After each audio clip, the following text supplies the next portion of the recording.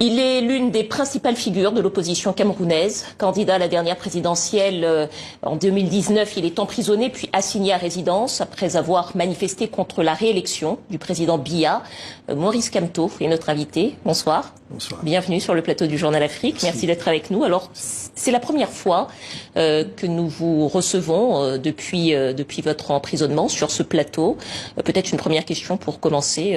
Dans quel état d'esprit êtes-vous ? Plutôt positif, je suis serein. Je crois que cette période que vous évoquez est derrière nous maintenant et on travaille à bâtir l'avenir.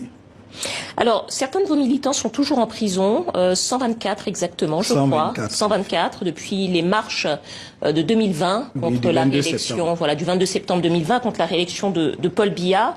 Leurs avocats ont déclaré tout récemment ne plus être en mesure de les défendre. Ils ont tout simplement déposé leur robe en expliquant qu'ils ne pouvaient plus s'associer à l'arbitraire de la justice. Est-ce que vous conservez bon espoir de faire sortir vos camarades de prison? D'abord, une petite précision. Les marches du 22 septembre n'étaient pas contre la réélection de M. Biya qui a... L'élection présidentielle a eu lieu en 2018. C'était plutôt pour demander la fin de la guerre dans les régions anglophones du nord-ouest et du sud-ouest, la réforme consensuelle du système électoral, le rejet de la transmission du pouvoir de gré à gré et surtout la transparence ou en tout cas la lumière sur l'utilisation des fonds mobilisés pour l'organisation de la CAN 2019 qui devient CAN 2021-2022 au Cameroun. Voilà les raisons qui ont amené des militants du MRC, mais pas seulement, des Camerounais de tous horizons, à marcher le 22 septembre. Je dois dire, pour le coup, que ceux qui sont en prison ne sont pas tous des gens qui ont marché. Certains ont été arrêtés bien avant le 22 septembre. Entre le 20 et le 21 septembre, nombreux de nos militants ont été arrêtés. D'autres ont été arrêtés à leur domicile. C'est le cas de mon porte-parole, M. Bibou Nissak, qui a été arrêté chez lui devant sa femme et ses enfants. C'est le cas de M. Alain Foguet, professeur à l'université, trésorier national du MRC, qui a été arrêté la veille, le 21, alors qu'on l'avait interpellé devant mon domicile où on l'avait sollicité. Est-ce que vous conservez espoir de les voir sortir Mais bien entendu, toutes nos démarches aujourd'hui, au plan national comme au plan international, visent à obtenir leur remise en liberté rapide, immédiate et sans condition. Ces gens n'ont aucune raison d'être là où ils sont. Ces citoyens qui ont essayé pour certains, d'autres qui ont marché effectivement, mais pacifiquement, n'ont aucune raison d'être derrière les barreaux.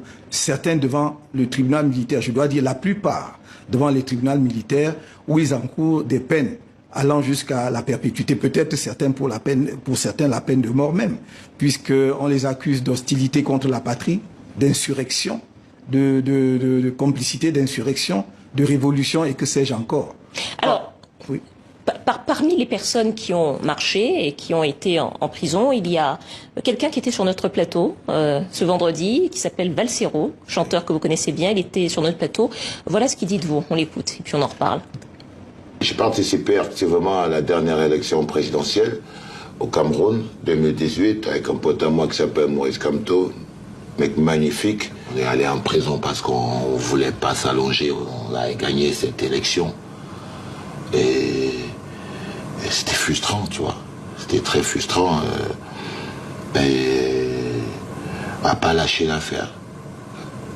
C'était ça le truc, c'est parce qu'on n'avait pas lâché l'affaire. C'est parce que, voilà, on a contesté, c'était très politique. Parce que c'est le pouvoir central, parce que c'est le pouvoir suprême, parce que c'est une dictature. Et voilà. On a entendu Valsero le dire, vous étiez d'ailleurs vous-même déclaré vainqueur de la présidentielle en 2018, vous venez de nous dire que c'est une période qui est derrière vous, mais est-ce que vous vous considérez toujours comme vainqueur? Est-ce que vous réclamez toujours cette victoire? Il ne pourrait en être autrement, c'était pas un jeu, c'est un fait historique massif, indélébile et intangible.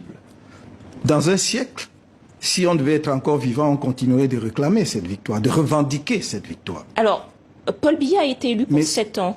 Oui, c'est précisément la terminologie que vous utilisez me gêne. Il a été élu, il est au pouvoir pour 7 ans. Ce que je voulais dire tout à l'heure, que le fait de revendiquer notre victoire ne nous empêche pas de constater que quelqu'un d'autre gouverne le Cameroun depuis 3 ans, en tout cas depuis l'élection présidentielle de 2018. Ça aussi, c'est un fait, nous en prenons acte.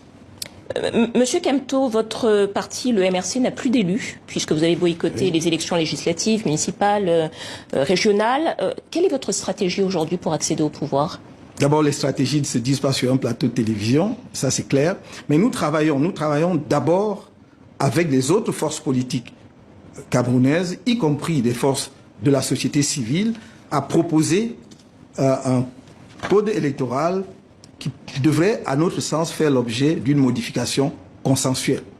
Et ce travail est en train de, comment dirais-je, de s'acheminer vers la fin, puisque nous avons fait des progrès importants. Je crois qu'il sera rendu public incessamment.